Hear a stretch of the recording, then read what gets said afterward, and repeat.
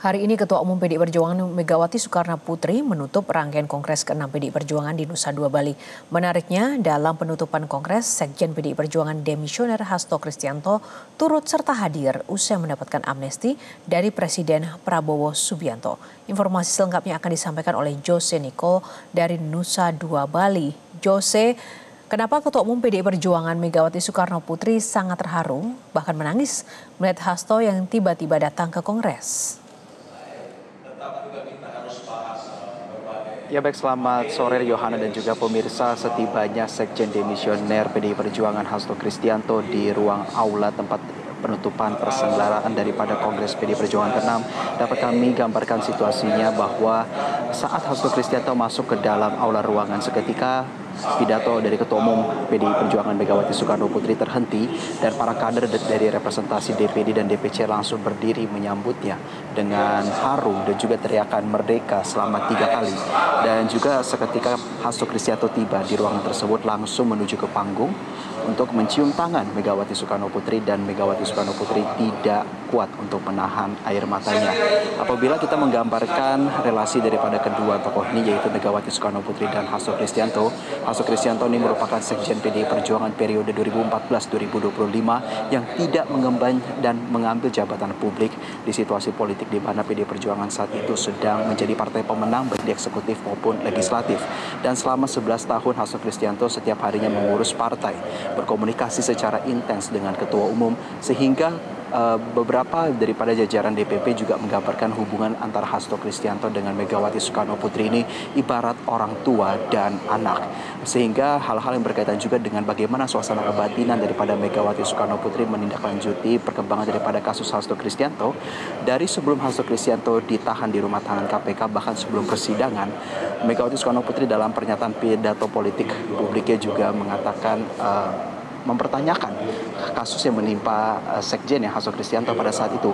Bahkan hingga akhirnya Hasto divonis 3,5 tahun penjara oleh Pengadilan Negeri Jakarta Pusat. Kami juga mendengar informasi bahwa Megawati Soekarnoputri menitikan air mata akibat vonis yang diterima oleh Hasto Kristianto, dan juga kebatinan tersebut tergambarkan dalam situasi daripada Kongres kali ini.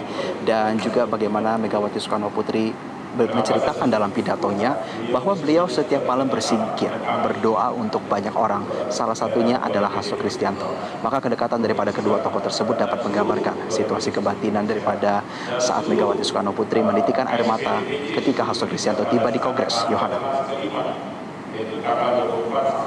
Nah, kemudian apakah kehadiran Hasto di Kongres mengonfirmasi bahwa mantan tersangka kasus suap tersebut bakal diberi tugas kembali menjadi Sekjen PDI Perjuangan?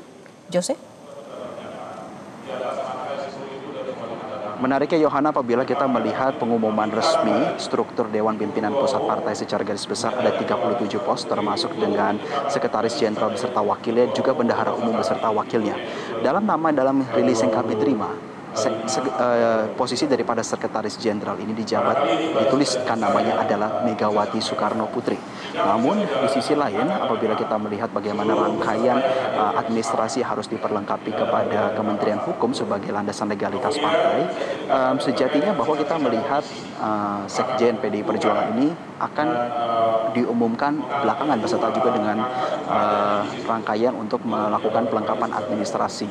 Sehingga kita melihat gestur bahwa PDI Perjuangan ini masih mempercayakan bahwa peranan daripada Sekjen ini tetap dipimpin langsung organisasi oleh Ketua Umum Megawati Soekarnoputri.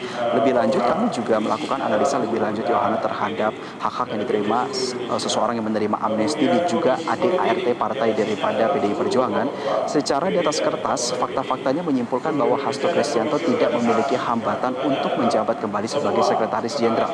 Namun hal-hal yang berkaitan dengan kepastian siapa yang menjabat sebagai Sekretaris Jenderal ini tentu masih menjadi pertanyaan, dan kita kembali kepada regulasi di mana setelah diselenggarakannya Kongres, maka Dewan Pimpinan Pusat Partai ini memiliki waktu 30 hari untuk merampungkan nama struktur Dewan Pimpinan Pusat beserta juga dengan anggaran dasar, anggaran rumah tangga, dan nantinya untuk disahkan oleh Kementerian Hukum. Maka kita akan menanti apakah nantinya Hasto Kristianto akan menjadi Sekjen di masa bakti 2025-2030, dan apakah ada sosok lain yang dianggap melakukan penyegaran terhadap partai saat ini untuk menjabat sebagai Sekjen yang baru. Jelajahi cara baru mendapatkan informasi. Download Metro TV Extend sekarang.